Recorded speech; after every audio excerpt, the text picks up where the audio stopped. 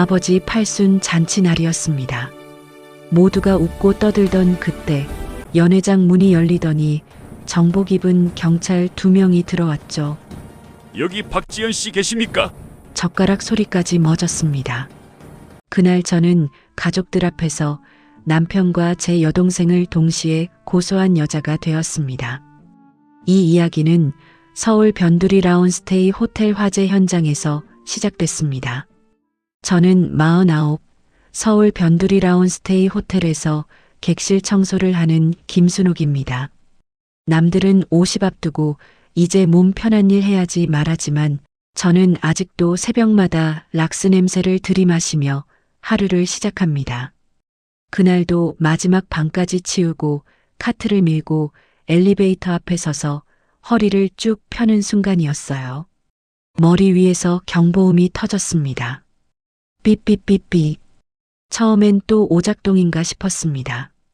비만 와도 미친 사람처럼 울어대는 게 이 호텔 감직이니까요. 그런데 코끝으로 스며드는 냄새가 달랐습니다. 곰팡이도 담배도 아닌 코 안쪽을 얇게 긁고 올라오는 탄 냄새가 섞여 있었거든요. 1층 프론트 쪽에서 고함이 들렸습니다. 3층이야. 불났어. 머리보다 몸이 먼저 움직였습니다. 카트를 복도 벽에 세게 밀어붙이고 비상용 마스크를 낚아채 얼굴에 눌러 썼습니다. 계단을 2칸씩 건너뛰며 3층으로 뛰어 올라갔습니다. 3층에 발을 디디자 공기가 확 달라져 있었습니다. 천장 쪽에서 연기가 내려앉고 있었고 스프링클러는 여기저기서만 대충 물을 뿌리고 있었어요. 객실 문들이 벌컥벌컥 열리더니 손님들이 웃옷도 제대로 못 챙기고 뛰쳐나왔습니다. 나가세요. 비상계단으로 내려가셔야 돼요. 마스크 너머로 목이 터져라 외치며 복도 문손잡이를 하나씩 잡아봤습니다. 301호, 302호, 303호. 손잡이는 점점 뜨거워졌고 눈은 따끔거리고 숨은 뜨거운 국물처럼 들이켜졌어요. 304호, 305호까지는 어떻게든 사람들을 내보냈습니다. 복도 맨 끝 306호 앞에 서는 순간 귀에 들어오는 소리가 달라졌습니다. 경보음 사람들 뛰는 소리 사이로 침대 스프링이 규칙적으로 흔들리는 소리, 누군가 숨을 깊게 몰아쉬는 소리, 이불이 바닥을 끌고 벽에 부딪히는 소리가 들려왔어요. 문 아래로는 회색 연기가 얇은 실처럼 스며 나오고 있었고 안에서는 희미한 음악 같은 것도 흘러나왔습니다. 저는 문을 세게 두드렸습니다. 306호, 불났어요. 지금 당장 문 여세요. 대답은 없었습니다. 대신 침대가 한 번 더 크게 삐걱하고 흔들리는 소리만 났죠. 마치 못 들은 척하는 사람들처럼요. 문손잡이는 이미 손바닥이 지질 만큼 뜨거웠습니다. 이대로 두면 안에서 불길이 한 번에 확 치솟을 수도 있겠다는 위험한 감각이 스쳤습니다. 진짜 별인간들이 다 있네. 결국 저는 허리춤에 차고 다니던 마스터키를 꺼냈습니다. 사장이 예전에 웃으면서 그랬습니다. 3층에 불나면 제일 먼저 뛰어 올라갈 사람 선옥 씨밖에 없을걸. 그 말 그대로였죠. 머리는 멍한데 손은 이미 키를 꽂고 있었습니다. 철컥. 문이 열리는 순간 뜨거운 공기와 매캐한 연기가 한꺼번에 얼굴을 덮쳤습니다. 방 안은 스탠드 하나만 켜져 있어서 불그스름한 빛이 침대 위에 번지고 있었습니다. 침대 주변에는 아무렇게나 벗어던진 셔츠와 바지, 스타킹과 속옷이 뒤엉켜 있었고 넘어진 와인병에서 흘러나온 붉은 자국이 카펫 위를 더럽게 타고 내려가고 있었죠. 그 한가운데 이불 속에서 2 사람의 몸이 칭칭 감긴 채 꿈틀거리고 있었습니다. 경보음도 연기도 물줄기도 그들에게는 아무 소음이 아닌 것처럼요. 불났어요. 지금 당장 나오셔야 돼요. 제가 한 번 더 소리쳤지만 마스크에 막혀 목소리는 뭉개졌고 이불 속에서는 짜증 섞인 목소리 한 번만 튀어나왔습니다. 그때 남자의 어깨가 눈에 들어왔어요. 땀에 젖은 넓은 등, 허리밴드에 걸린 남자 속옷 무늬 허리 위로 작은 점 하나. 집에서 제가 매일 빨던 그 트렁크 그 점 위치까지 똑같았습니다. 내 남편이었어요. 머릿속에서 그 단어가 먼저 떠올랐습니다. 여자 쪽 베개 위로는 긴 머리가 쏟아져 있었고 귓불에는 제가 몇 해 전 생일 선물로 사준 귀걸이가 달려 있었어요. 의자 등받이에는 제 배다른 동생 지연이 몇 년째 메고 다니는 바로 그 가방이 걸려 있었습니다. 그제야 제 몸이 굳어버렸습니다. 경보음, 연기, 물소리, 사람들 고함, 모든 소리가 멀어지는 것 같았어요. 복도 쪽에서 무거운 부추 소리가 다가왔습니다. 소방관 2명이 저를 옆으로 밀어내며 방 안으로 뛰어들어갔습니다. 불났습니다. 지금 당장 대피하셔야 합니다. 이불이 거칠게 젖혀지고 맨 얼굴들이 붉은 불빛 아래서 튀어나왔습니다. 남편은 이불을 허리에 둘러감고 비틀거리며 욕을 내뱉었고 지연은 바닥에서 옷을 끌어올리며 고개를 숙였습니다. 둘은 연기에 기침을 해대면서도 상황 파악보다 몸부터 가릴 국리뿐이었죠. 소방관이 등을 떠미는 대로 이불을 질질 끌며 복도로 나온 남편, 단추도 제대로 못 잠근 셔츠를 움켜쥔 채 따라 나온 지연, 둘이 제 옆을 스쳐 지나갔지만 저를 제대로 쳐다보지도 않았습니다. 마스크와 모자에 가려진 저는 그들에게 그저 호텔 청소 아줌마 한 명이었으니까요. 둘의 발자국이 멀어지고 나서야 복도 끝은 이상할 만큼 조용해졌습니다. 306호 문 앞에 저 혼자 서 있었습니다. 와인 냄새, 땀 냄새, 그리고 둘이 뒤엉켰던 체온의 잔열이 방 안에서 서서히 빠져나오고 있었죠. 그때 복도에 번지던 불길보다 먼저 제 안에서 어떤 것이 조용히 타오르기 시작했습니다. 집에 돌아오니 새벽 3시가 넘었어요. 현관 비밀번호를 누르는 손이 남의 손처럼 느껴졌습니다. 거실 불을 켜자마자 보인 건 소파 등받이에 아무렇게나 걸쳐진 남편 코트와 반쯤 비어있는 위스키 잔이었습니다. 아, 벌써 집에 왔구나. 안방 문을 열어보니 남편은 아무 일 없었다는 듯 침대 한가운데 누워 코를 골며 자고 있었습니다. 이불 끝에는 라운스테이에서 본 것과 똑같은 셔츠 허리춤에는 아까 그 트렁크 문이 그대로였죠. 방 안 공기에는 술 냄새와 향수 냄새 그리고 타 들어간 것 같은 매캐한 냄새가 아주 옅게 섞여 있었습니다. 몸은 본능대로 움직였습니다. 침대 가까이 다가가 남편 코 밑에 손을 한 번 대봤습니다. 숨은 멀쩡히 쉬고 있었어요. 어디 다친 데는 없겠지. 말이 입 밖으로 새어나오는 순간 스스로가 우스웠습니다. 제 동생과 호텔에서 불륜을 벌이다가 불까지 나서 뛰쳐나온 사람을 제가 걱정하고 있다는 사실이요. 세면대에서 찬물로 얼굴을 씻고 거울을 보는데 거울 속 제 눈이 낯설게 느껴졌습니다. 호텔 복도에서 손님들을 밀어내던 노동자의 눈, 남편과 동생의 허리를 동시에 본 여자의 눈, 아버지가 남겨준 집을 지켜야 하는 딸의 눈이 뒤섞여 있었죠. 그때 지연의 얼굴이 떠올랐습니다. 306호 이불 속에서 본 얼굴이 아니라 장례식장에서 처음 봤던 그 얼굴이요. 지연을 처음 본 건 지연 엄마 장례식장에서였습니다. 좁고 허름한 장례식장 문 상단에는 고인의 이름이 그 아래 작은 글씨로 상주 박지연. 조문객이라곤 우리 세 식구 말고는 거의 없었습니다. 아버지는 구석에 서서 상복도 제대로 못 입고 손수건만 구기고 있었어요. 상주석에 앉아 절 봤던 20살 남짓한 여자가 머리를 숙였다 들 때마다 아버지 얼굴과 묘하게 겹쳐 보였습니다. 그 아이가 고개를 숙이며 낮게 말했죠. 어르신 오셨어요? 자기 친아버지를 그렇게 부르는 아이. 그때 아버지가 겨우 입을 열었습니다. 선호가 지연이다. 내가 옛날에 잘못해서 내 동생이다. 그 말에 아이 눈이 잠깐 제게 스쳤습니다. 언니라고 부르지도 못하고 아저씨 딸이라고도 못하는 눈. 그때 제가 먼저 손을 내밀었습니다. 그래도 내가 언니야. 앞으로 계속 볼 거니까 우리 인사부터 다시 하자.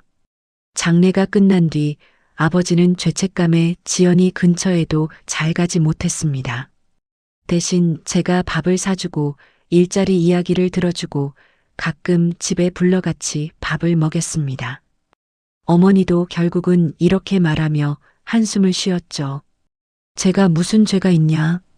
그렇게 몇 년이 흐르면서 지연은 아버지의 과거가 아니라 그냥 제가 책임져야 할 동생이 되었죠. 저는 그렇게 믿고 살았습니다.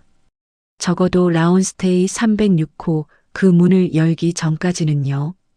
원래 같으면 그날 밤 당장 문을 박차고 들어가 소리부터 질렀을 겁니다. 나 다 봤어.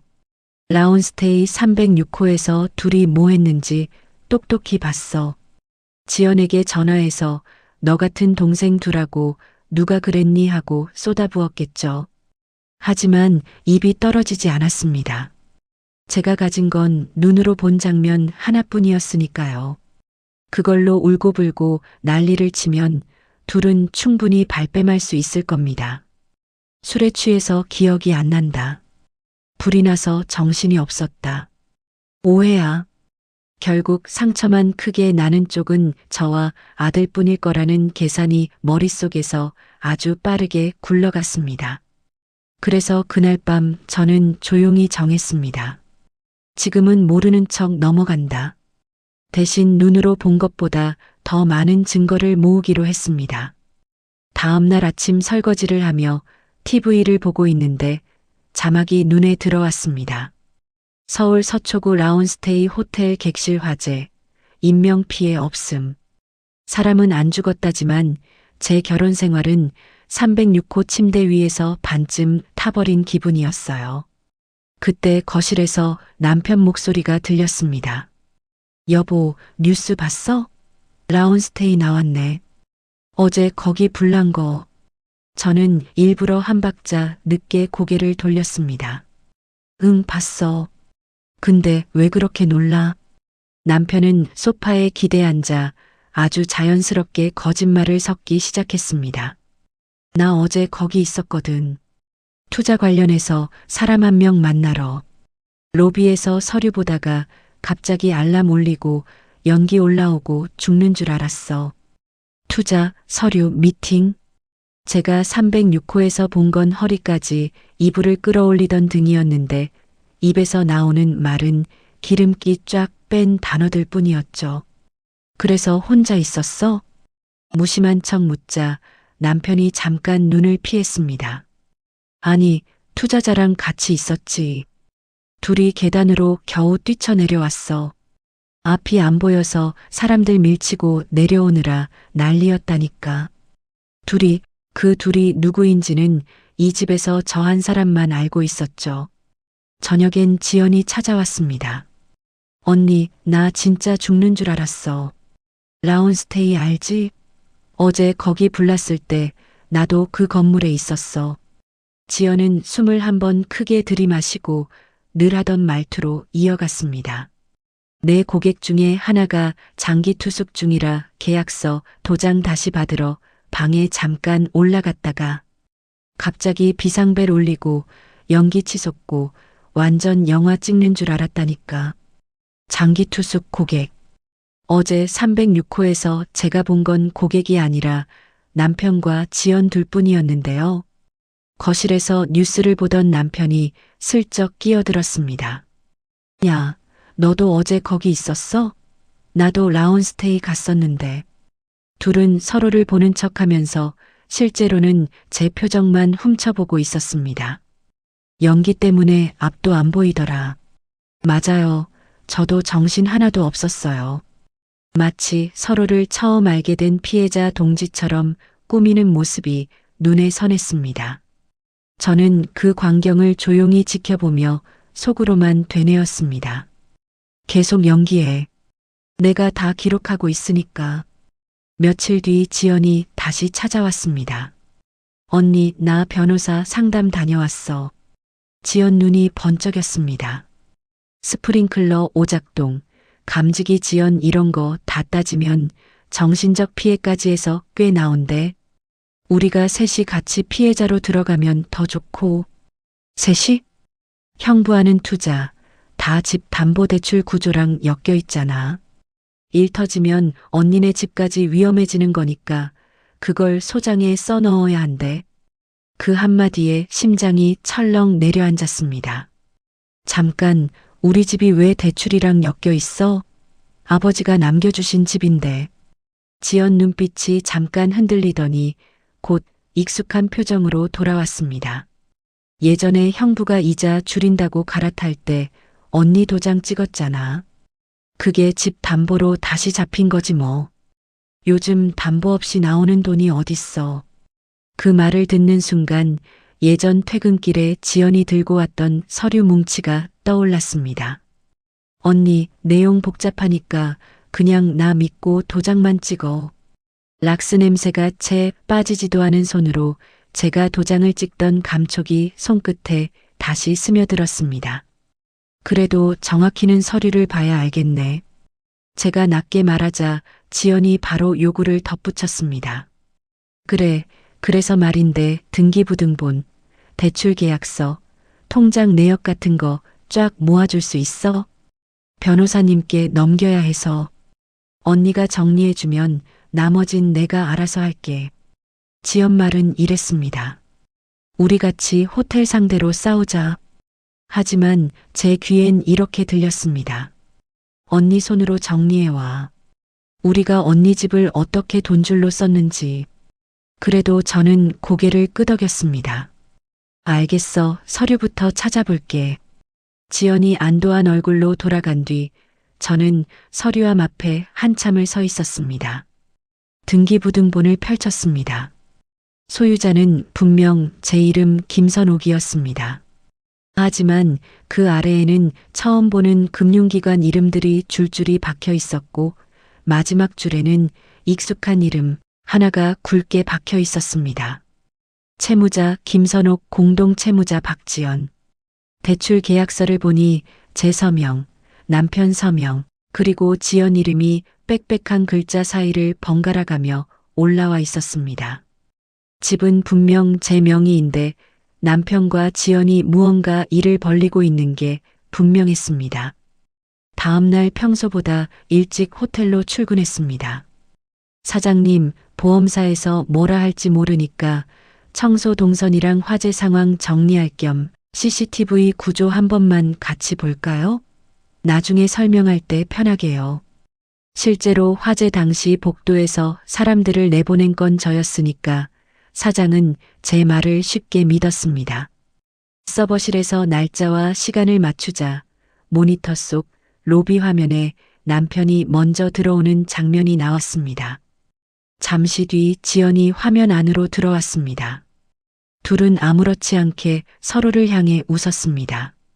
남편이 자연스럽게 지연 가방을 들어주었어요. 화면을 3층 복도로 넘기니 306호 앞에 나란히 서 있는 둘이 보였습니다. 남편이 카드키로 문을 열고 지연이 먼저, 그 뒤를 남편이 따라 들어가 문이 닫혔습니다. 보험사에서 요구하면 이 구간 필요할 수도 있어요. 혹시 몰라서 백업 하나 받아둘게요. 최대한 아무렇지 않은 목소리로 말했습니다. 사장은 USB 하나를 건네주며 고개를 끄덕였습니다.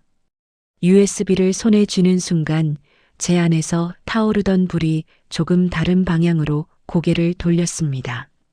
그래, 이제는 태우는 불이 아니라 드러내는 불이다. 집으로 돌아와 서류를 다시 펼쳤습니다. 이번엔 카드 명세서를 한 장 한 장 천천히 넘겼어요. 백화점 명품관, 강남 성형외과, 청담동 피부과가 반복적으로 찍혀 있었습니다. 더샘 성형외과, 보톡스 시술, 갤러리아 백화점, 샤넬, 청담 라비앙 피부과, 리프팅. 제가 한 번도 가본 적 없는 곳들이었어요. 통장 내역과 카드를 맞춰보니 더 명확해졌습니다. 투자금이라고 적힌 출금 다음 날이면 어김없이 백화점 명품관에서 결제가 일어났고, 운용 자금이라 적힌 다음 주엔 성형외과 결제가 찍혀 있었습니다. 금액도 만만치 않았습니다. 한 번에 200만 원, 300만 원씩 빠져나가는 돈들. 아버지가 남겨주신 집을 담보로 빌린 돈이 투자는커녕 명품 가방과 얼굴 주사로 사라지고 있었던 겁니다. 문득 지연이 최근 들어 부쩍 예뻐진 이유가 떠올랐습니다. 언니, 요즘 피부가 다니는데 진짜 좋더라. 이 가방 세일할 때 득템했어. 그 말들이 전부 거짓말이었습니다. 세일이 아니라 제 집 담보로 제 이름으로 빌린 돈으로 산 것들이었죠. 남편 통장을 보니 더 가관이었습니다. 지연 이체라고 적힌 항목들이 한 달에 서너 번씩 찍혀 있었고, 그 다음 날이면 어김없이 고급 레스토랑과 호텔 결제가 이어졌습니다. 투자는 핑계였고 실제로는 둘이서 제 돈으로 데이트를 즐기고 있었던 겁니다.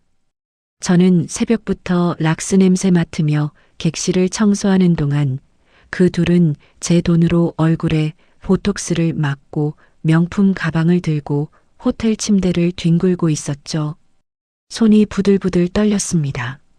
명세서를 하나하나 사진으로 찍어 별도 폴더에 저장했습니다. 사치 증거라고 이름 붙인 폴더였습니다. 마지막으로 작은 법률사무소를 찾았습니다. 변호사는 서류와 USB를 넘겨보더니 짧게 정리해줬습니다. 호텔 상대로 손해배상 청구 가능합니다. 하지만 선생님 상황의 핵심은 그게 아니에요. 제가 묻기도 전에 변호사가 먼저 말했습니다. 남편분과 동생분이 선생님 명의 집을 담보로 잡고 투자 자금으로 돌려 쓴 것. 그 과정에서 선생님 서명을 이용했고 불륜 정황까지 있습니다. 게다가 이 카드 내역들을 보니 투자가 아니라 개인 사치에 쓴 흔적이 역력합니다. 앞으로 싸워야 할 상대는 호텔이 아니고 그 두 사람이에요. 변호사는 명세서를 한 장 한 장 넘기며 말을 이었습니다. 보톡스, 명품, 호텔. 이건 투자 실패가 아니라 명백한 배임과 횡령입니다. 법정에서 충분히 다툴 수 있어요. 그 말을 듣는 순간 제 안에서 뭔가가 단단하게 굳어지는 느낌이 들었습니다. 변호사가 마지막으로 덧붙였습니다.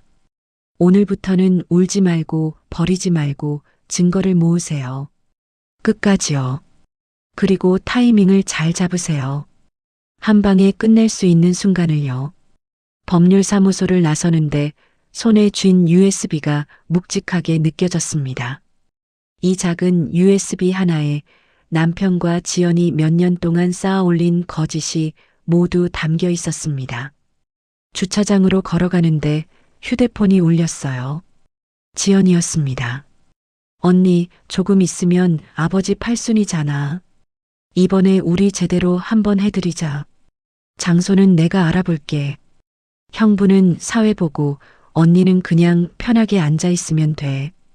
그 말을 듣는 순간 입가에 웃음이 번졌습니다. 아이러니했습니다.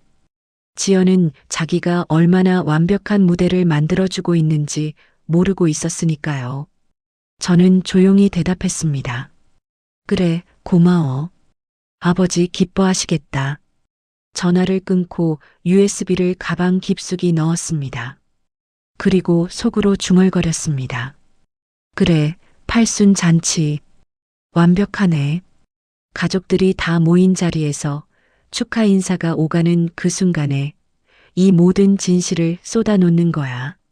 라온스테이 306호에서 시작된 이 이야기를 어디서 끝낼지 그때 딱 정해졌습니다.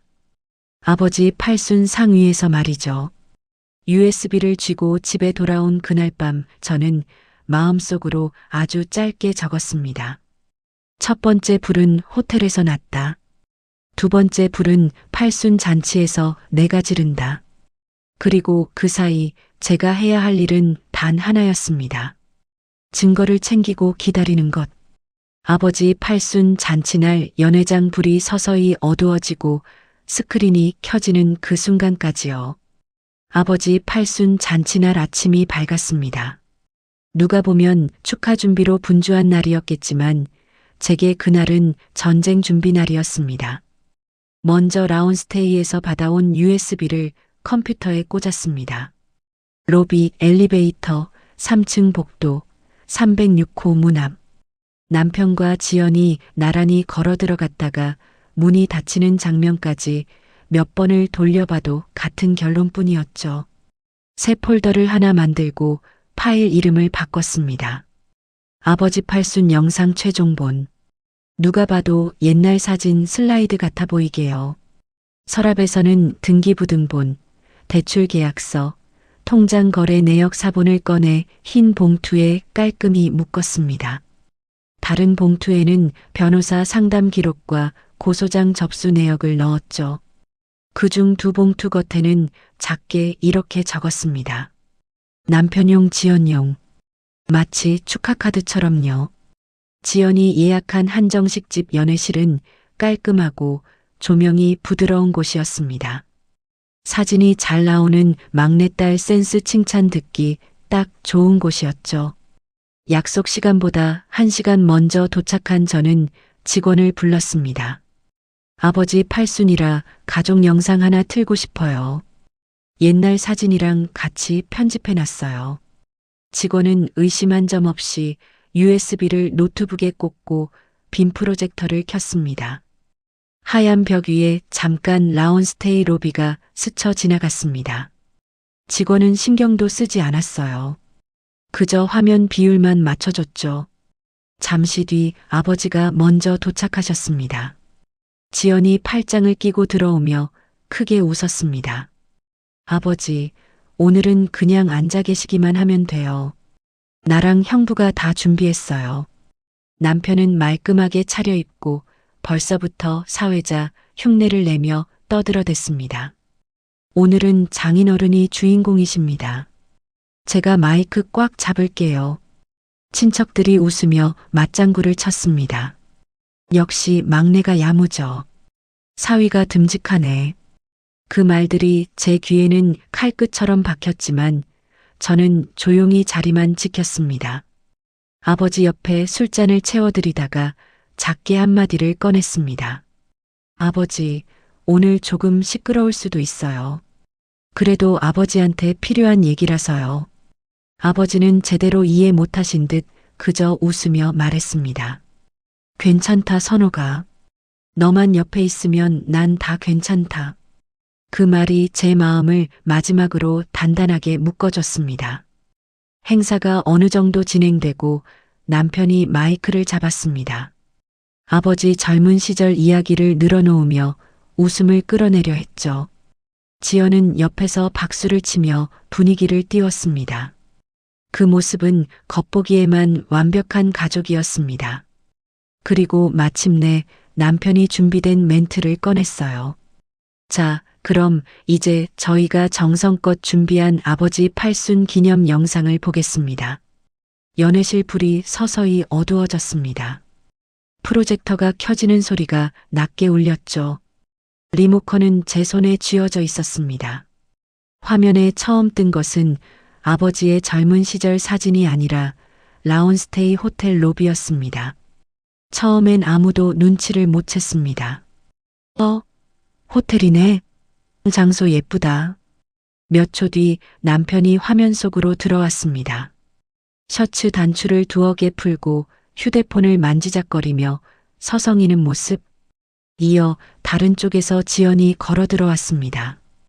둘은 익숙한 사람들처럼 눈을 마주치며 웃었고 남편이 자연스럽게 지연 가방을 받아들었습니다.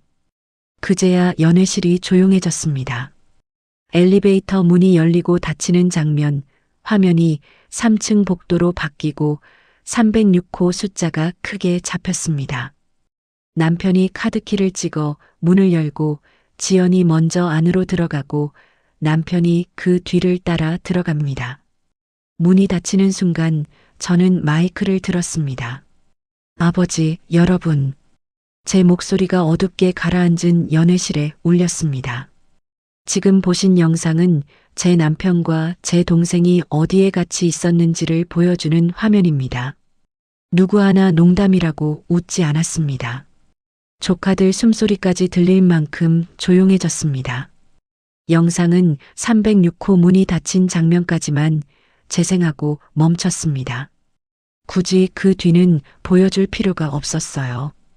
이미 충분했으니까요. 남편이 벌떡 일어났습니다. 야, 이거 오해야. 나 그날 투자자랑 같이 있었다고.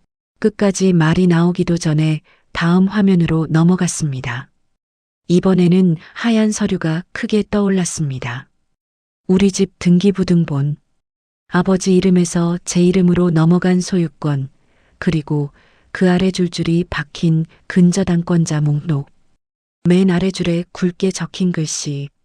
채무자 김선옥, 공동 채무자 박지연. 이 집은 아버지가 저 하나 보고 물려주신 집입니다. 저는 아버지를 한번 바라보고 다시 화면을 봤습니다. 근데 어느 날부터 제 허락도 없이 이 집은 남편과 지연이 같이 돌려 쓰는 투자 자금줄이 되어 있더라고요. 친척들 속삭이는 소리가 났습니다. 공동 채무자가 동생이야? 아니, 이게 그게 맞아? 지연이 의자를 밀치고 일어났습니다. 언니, 그건 그렇게 말하면 안 되지. 우리 다 같이 잘 살려고. 같이? 제가 그 말을 잘랐습니다. 언제부터 우리가 같이였니? 306호 들어갈 땐 둘이었잖아. 지연 입이 굳게 닫혔습니다. 다음 슬라이드에는 제 통장 거래 내역과 카드 사용 내역이 겹쳐 떠올랐습니다.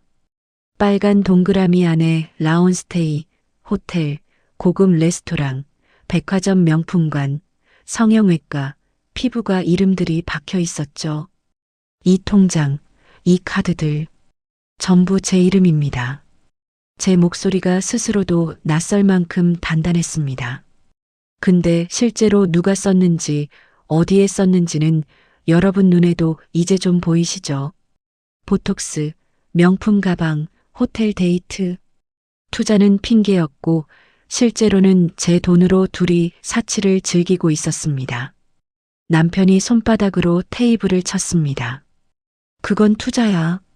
다 우리 가족 미래를 위해. 가족 미래. 제가 비웃음 섞인 호흡으로 말했습니다.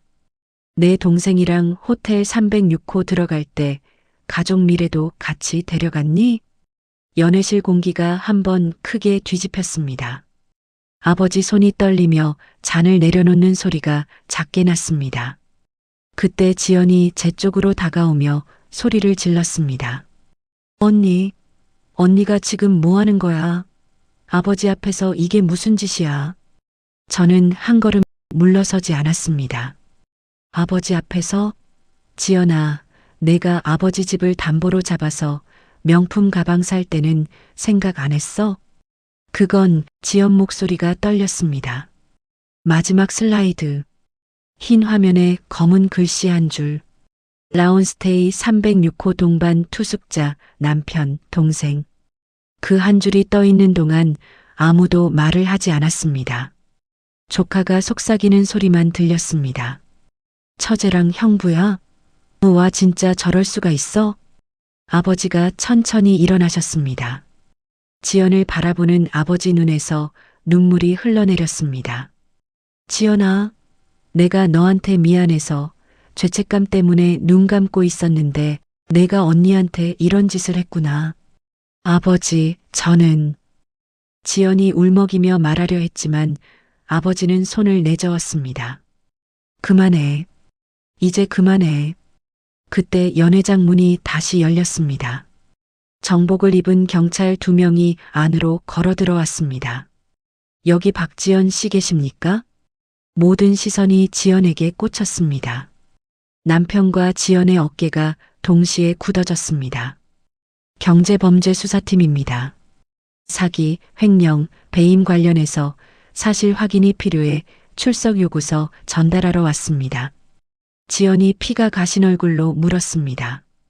신고자가 누군데요? 경찰은 서류를 내밀며 짧게 대답했습니다. 고소인 성함은 여기에 적혀 있습니다. 그 서류를 받아본 지연의 손이 눈에 띄게 떨렸습니다. 서류에는 제 이름이 또렷하게 박혀 있었죠. 지연이 제 쪽을 돌아봤습니다. 언니가? 저는 침착하게 대답했습니다. 응, 내가 했어. 그때 제가 미리 준비해온 흰 봉투 2개를 테이블 위에 올렸습니다. 저건 출석 요구서고요. 제 목소리가 또렷하게 울렸습니다. 이건 제가 낸 형사 고소장 접수 완료본이에요. 사기, 횡령, 배임, 그리고 혼인 파탄 책임까지 전부 모아서 넣었습니다. 증거는 CCTV, 통장 내역, 카드 사용 내역, 대출 서류 전부 첨부했고요. 남편이 제 쪽으로 다가오려 했습니다. 여보, 이건 너무한 거 아니야? 우리 대화로. 대화? 저는 차갑게 웃었습니다. 306호에서 내 동생이랑 침대에 누워 있을 때 대화 생각했어?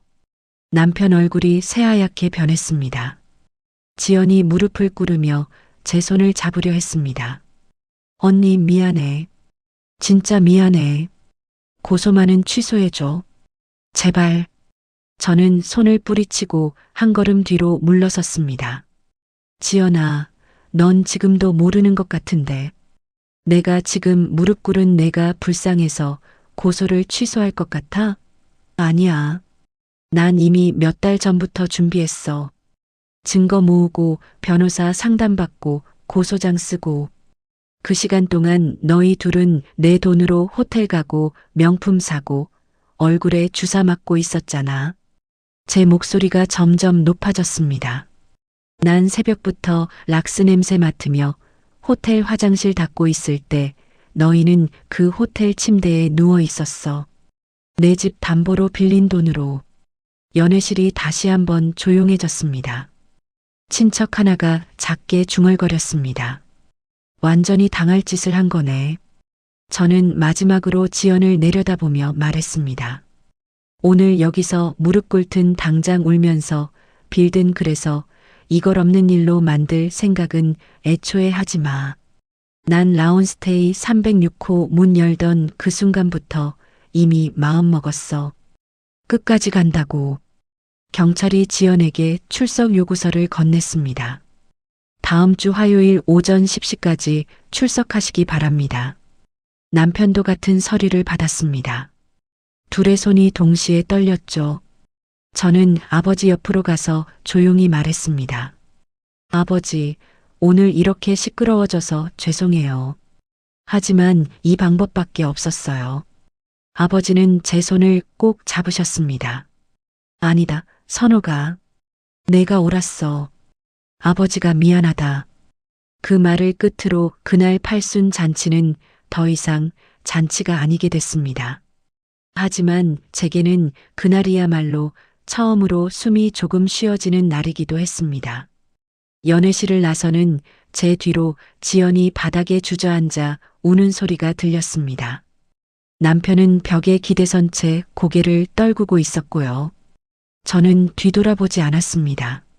라운스테이 306호에서 시작된 불은 오늘 이 자리에서 완전히 타올랐고 이제 쟤만 남았으니까요. 몇 달 뒤 법원 복도.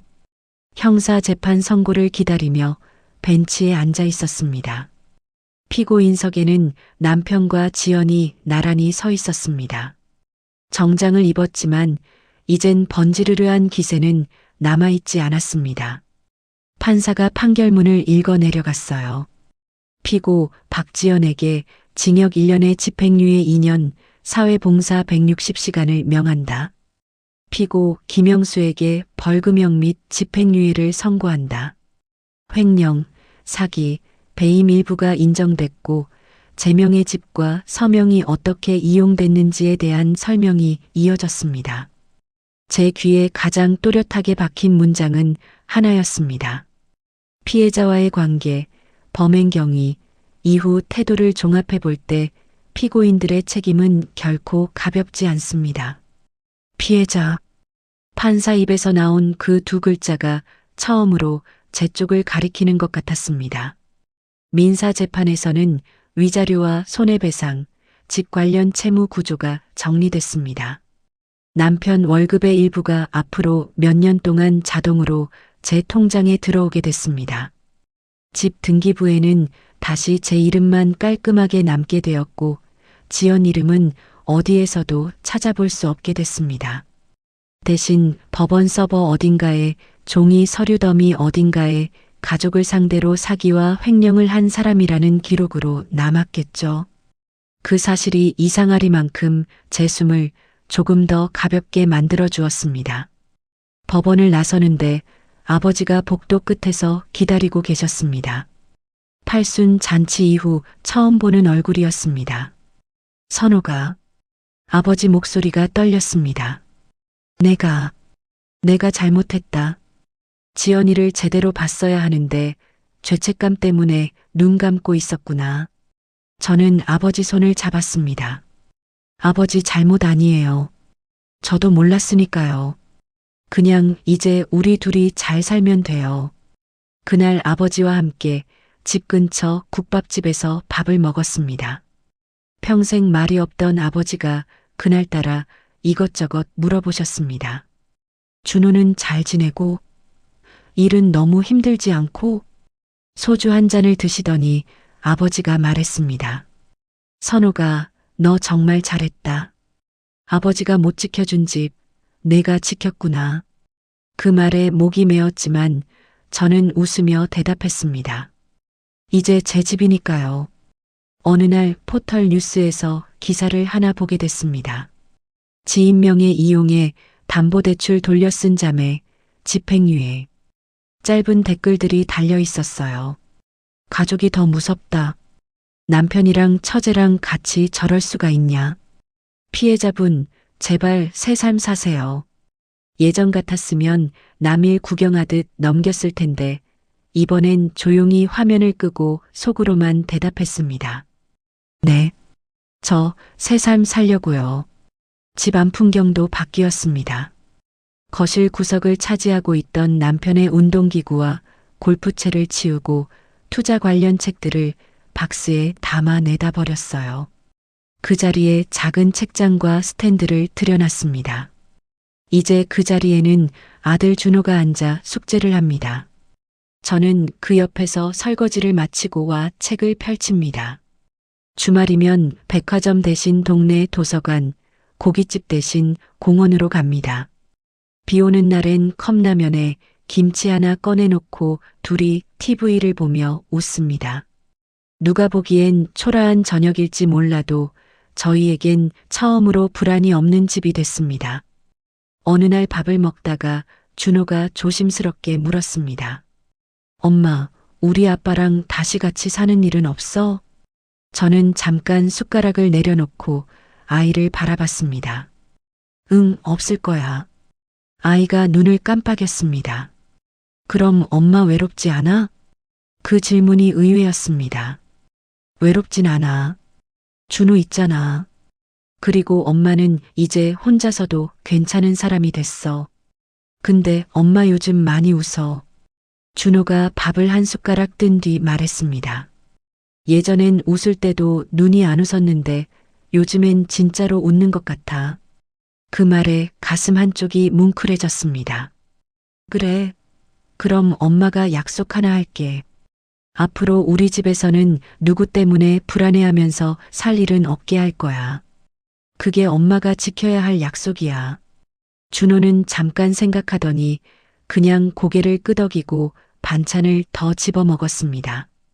그게 우리 모자에게는 충분한 합의였습니다. 라온스테이에 일하러 가는 날도 달라졌습니다. 여전히 새벽부터 락스 냄새를 맡으며 객실을 청소하지만 이젠 그 일이 부끄럽지 않습니다. 제 손으로 번 돈으로 제 집을 지키고 제 아이를 키우고 있으니까요. 사장이 어느 날 커피를 건네며 물었습니다. 선옥 씨, 요즘 표정이 많이 밝아졌어요. 뭔가 좋은 일 있어요? 저는 웃으며 대답했습니다. 네, 좋은 일 있었어요. 제 인생에서 나쁜 사람들을 정리했거든요. 밤에 불을 끄고 누우면 아직도 가끔 라온스테이 3층 복도가 떠오릅니다. 경보음, 연기, 306호 문이 열리던 순간 이불 속 실루엣, 마스크 뒤에서 얼어붙어 있던 제 얼굴. 하지만 이제는 그 장면을 끝까지 떠올리기 전에 다른 화면이 끼어듭니다. 팔순 잔치날 아버지 손등 위에 제 손이 포개졌던 순간, 법정에서 판사가 판결문을 읽던 목소리, 그리고 작은 식탁에서 웃으며 밥을 먹는 저와 준호의 옆모습. 저에게 화제는 두 번 있었습니다. 하나는 라온스테이 호텔에서 난 불, 다른 하나는 제 안에서 타오르던 분노와 배신감이었습니다. 호텔 불은 소방관들이 껐고 제 안의 불은 저를 태워 없애는 대신 제 인생을 다시 밝히는 불이 되었습니다. 이제 저는 누군가의 아내, 누군가의 언니, 누군가의 며느리로만 살지 않으려고 합니다. 제 이름 석자 김선옥. 그리고 한 아이의 엄마로서 사는 법을 늦게라도 배우는 중입니다. 라온스테이 306호에서 시작된 그 밤의 이야기는 여기까지입니다. 이제 남은 건 그 이후에 이어질 제 인생의 긴 장면들입니다. 혹시 또 어디선가 불이 난다면 이번엔 제가 직접 스위치를 내려 끌 수 있을 것 같습니다. 그리고 이제는 압니다. 제 인생에서 가장 밝게 타올라야 할 불은 남을 태우는 분노가 아니라 저를 비추는 희망이라는 것을요. 혹시 오늘 제 이야기가 마음 한구석에라도 조금은 힘이 되셨다면 구독과 좋아요 부탁드립니다. 그리고 지금 어느 지역에서 듣고 계신지 댓글로 남겨주시면 저도 힘껏 응원하겠습니다. 저는 또 다음 이야기로 찾아오겠습니다. 끝까지 시청해 주셔서 감사합니다.